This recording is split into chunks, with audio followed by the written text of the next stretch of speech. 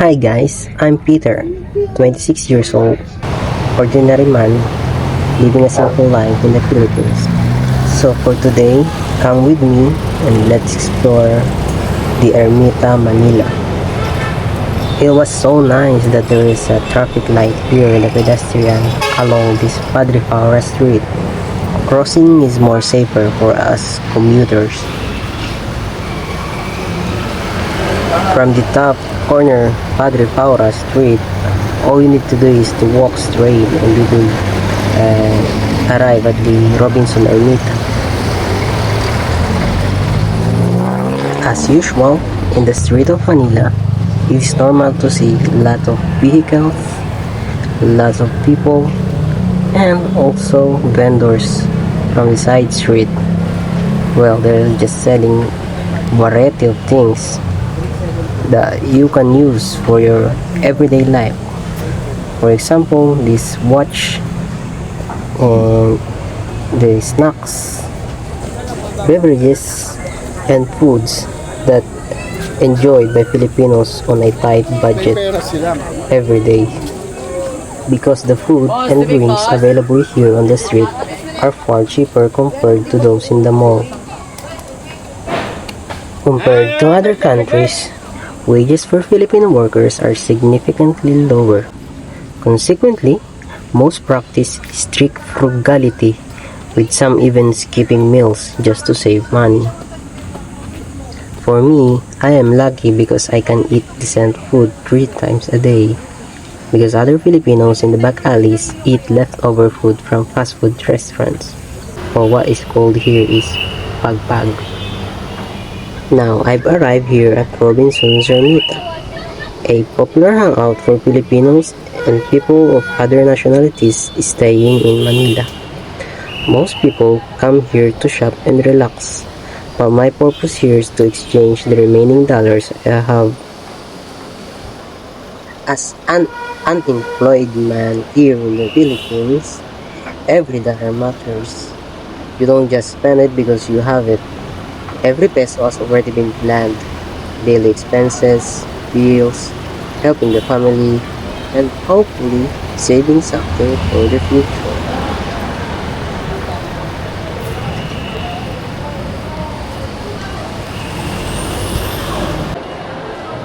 Walking inside Robinsons Manila feels different from the streets outside. The moment you enter, everything becomes quieter. The air is cool, people are shopping, eating with their families, and for a while, you almost forgot how busy Manila really is. The money changer is located in the third level of this mall, and they offer a good exchange rates. You can see almost all the popular brands here.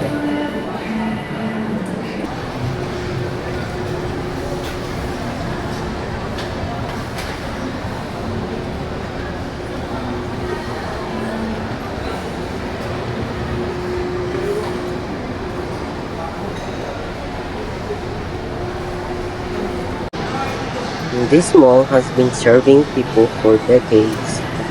It's one of the oldest major shopping malls in Manila and is located beside the Philippine General Hospital. Because of that, you will notice many of the visitors are not only shoppers.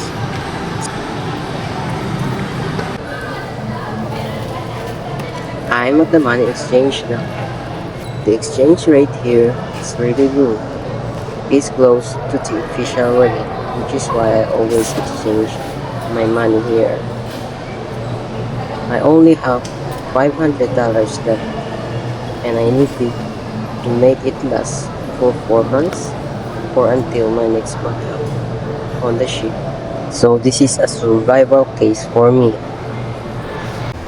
But in any case, I can work as a delivery rider here in the Philippines, provide some daily needs.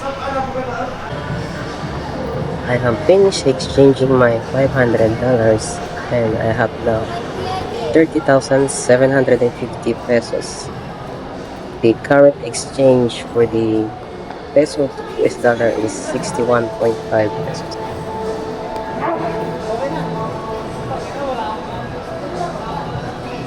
Everything is through here, from food to household items. You can buy whatever you can think. So, if you are in Manila and looking for a place to unwind, this mall is a great spot to visit.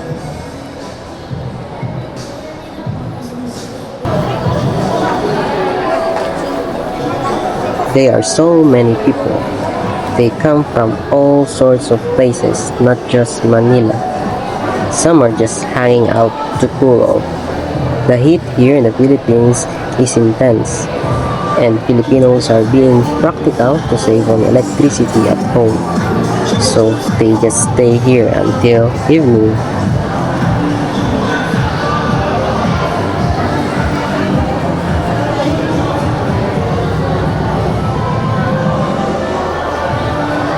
I need to head home now before rush hour catches up with me.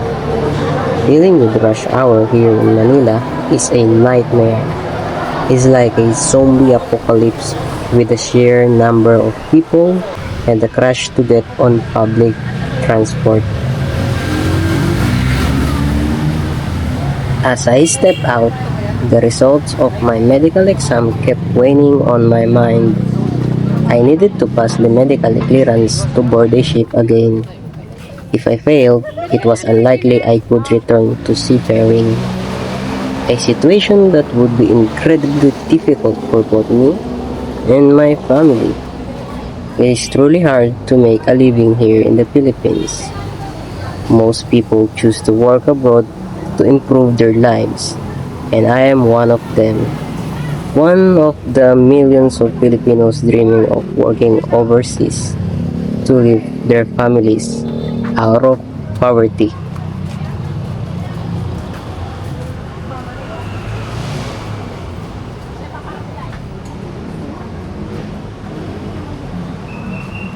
Life here in the Philippines would actually be fine, but it is hard to get ahead because of poor governance, which affects every citizen.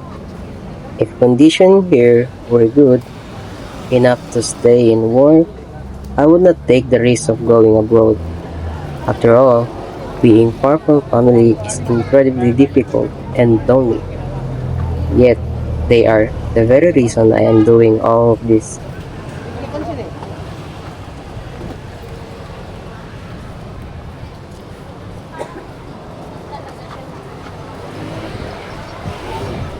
You'll find a wide variety of merchandise out here, including gadgets and accessories like screen protectors and earphones. They are significantly cheaper than what you'd find inside the mall, so you can save a lot of money by buying here. However, you need to know how to choose carefully. Most of the items here are sold at low price because they are substandard. So if you don't know what to look for, you might end up regretting the purchase instead of saving money. Personally, whenever I buy here, I always test the item to ensure it actually works before purchasing, and I try to haggle as well since sellers here are often willing to lower the price if you just ask.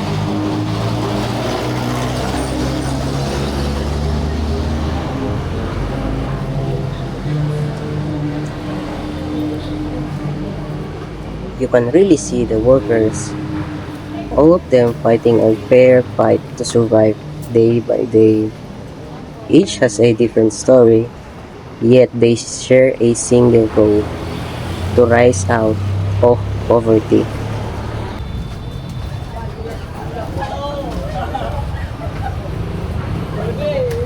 This dog is very cute and charming,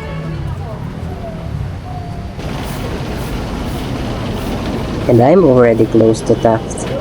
I just need to cross to the other side of the road where the vehicles heading to my area pass by. Here in Manila, you really need to be extremely careful when crossing the street and stay as alert as possible because there are many reckless drivers. They often try to beat the light even when it's already red. Hit and run incidents are common here. Finally, I am aboard the bus. Now I'm heading home. Many Filipinos head to United Nations Avenue, specifically those looking to apply for jobs abroad, because there are numerous manning agencies located there. Like me, they are hoping for a chance to work overseas. Working abroad is a really big deal for Filipinos.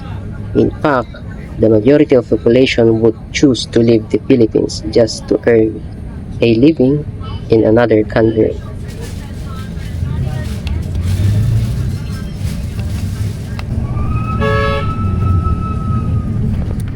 I am now in the Litex, and it's also near to my house. For thousands of commuters, the Litex is not just a tourist destination, it's simply part of everyday life. From early morning until late at night, the roads are filled with buses, jeepneys, UV Express vans, motorcycles, and countless people trying to get to work, school, or back home. This place never seems to sleep.